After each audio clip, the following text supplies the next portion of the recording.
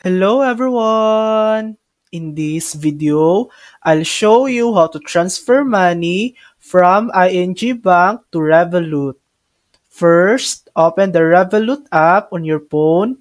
Next, tap on Add Money. Here, you'll see a few different options for adding funds.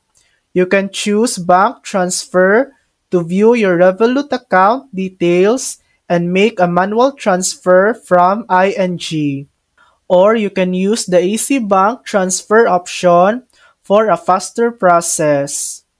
Tap Easy Bank Transfer, enter the amount you want to send, then tap Continue.